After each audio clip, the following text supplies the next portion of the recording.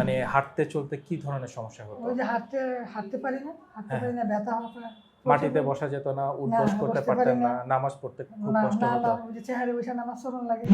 আজকে কতদিন ট্রিটমেন্টের? আজকে 9 দিন। 9 দিন।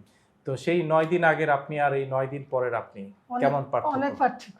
হাঁটু ব্যথা না, এই যে এগুলা বেড়ে ব্যথা করতো, এগুলা বেড়ে ব্যথা করতো। প্রত্যেকটা জায়গায় ব্যথা ছিল। এখন ভালো। এখন আলহামদুলিল্লাহ সুস্থ হয়ে গেছেন। জি মা আলহামদুলিল্লাহ। আমাদের আসসালামু আলাইকুম। দর্শক কেমন আছেন আপনারা? আশা করি সকলে ভালো আছেন এবং সুস্থ আছেন। দর্শক আজকে আমাদের সাথে এখানে আমাদের একজন মাকে নিয়ে এসেছি, যিনি দীর্ঘদিন যাবৎ অস্টিওআর্থ্রাইটিস রোগে উনি ভুগছিলেন এবং একটা সময় ওনারা যখন জানতে পারেন এই ডিপিআরসি হসপিটালে এই ধরনের রোগের চিকিৎসা করা হয় এবং এই ধরনের অসংখ্য রোগী চিকিৎসা নিয়ে ভালো হয়ে সুস্থ হয়ে বাসায় ফিরে যাচ্ছেন, তখন সাথে সাথে ওনারা যোগাযোগ করেন স্যারের সাথে এবং স্যারের আন্ডারে থেকে ট্রিটমেন্ট নিয়ে আজকে আলহামদুলিল্লাহ সুস্থ এবং ভালো হয়ে বাসায় ফিরে যাচ্ছেন। আসুন দর্শক, পরিচিত হয়ে আমাদের আজকের এই মায়ের সাথে কি সমস্যা ছিল ওনার, কতদিন ধরে এই সমস্যায় ভুগেছেন, শারীরিকভাবে কি কি সমস্যা হতো ওনার, এই সব কিছু নিয়ে ওনার সাথে আমরা একটু কথা বলবো। তার আগে আমরা একটু ওনার পরিচয়টা জেনে নিই। আসসালামু আলাইকুম। ওয়ালাইকুম সালাম। মা কেমন আছেন আজকে? ভালো আছি। মা আপনার নাম এবং পরিচয়টা যদি একটু আমার বলেন। নাম তাহেরা বেগম। জি আমি কুমিল্লা জেলা মুরাদনগর থানা। জি। আমার বাসস্থান আর কি ওখানে। আচ্ছা, আপনার বয়স কত হবে? 46। 46 বছর। আচ্ছা, আমরা জানি যে আপনি এখানে কিছু সমস্যা নিয়ে ভর্তি হয়েছিলেন। কি জি। কি সমস্যাগুলো ছিল যদি একটু বলতেন আমাদেরকে? আমি তো ছিলাম আর এখানে আরো ভর্তি ছিলাম গত 24 সালে। আচ্ছা, ভালো হয়ে গেছি। কি হয়েছিল তখন? তখন হাঁটুর সমস্যা। মানে হাঁটতে চলতে কি ধরনের সমস্যা হতো? ওই যে হাঁটতে পারি না, ব্যথা হবে।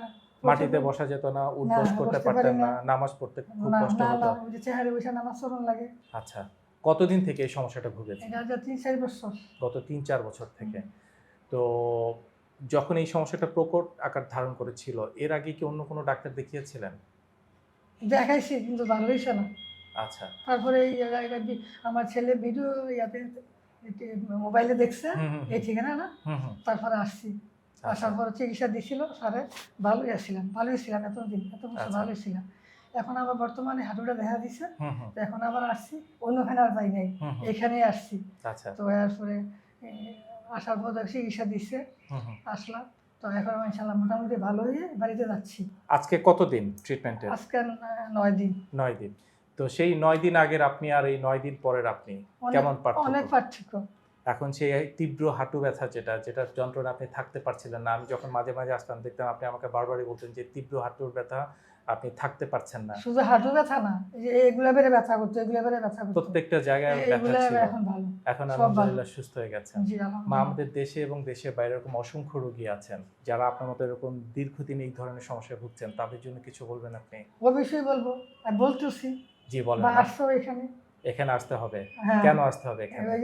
এই যে সুবিধা, এই যে সুবিধা আছে এগুলো এখানে গেলে, এই আলহামদুলিল্লাহ। সুবিধা রোগগুলা, জি যে জি। অসুবিধাগুলো এগুলো এখানে ভালো হয়, খুব ব্যায়াম পরে ভালোভাবে, থেরাপি দেয় খুব সুন্দরভাবে। আর এখানে আলহামদুলিল্লাহ। সকল স্টাফ খুব ভালো, আলহামদুলিল্লাহ। ভালো ব্যবহার, আলহামদুলিল্লাহ। বা কোনো খাওয়া দাওয়া কোনো কিছু অসুবিধা হয় না। দর্শক শুনতে পেলেন, নতুন করে বলার কিছু নাই। এই কথা শুধু ওনার একার না, এরকম হাজারো পেশেন্ট আমাদের কাছে আসছেন এবং সুস্থ হয়ে সুস্থ স্বাভাবিক জীবনে ফিরে যাচ্ছেন। আমরা অপেক্ষায় থাকবো কবে আপনি আমার ঠিক পাশে বসে ঠিক এভাবেই বলবেন, না আলহামদুলিল্লাহ আজকে আমি সুস্থ আছি, ভালো আছি। অপেক্ষায় থাকবো আমরা সকলে। ভালো থাকবেন, সুস্থ থাকবেন। আসসালামু আলাইকুম। আপনাকে অসংখ্য ধন্যবাদ মা। আসসালামু আলাইকুম। ডিপিআরসি লিমিটেড, আস্থা, বিশ্বাস ও নির্ভরতায় অবিচল।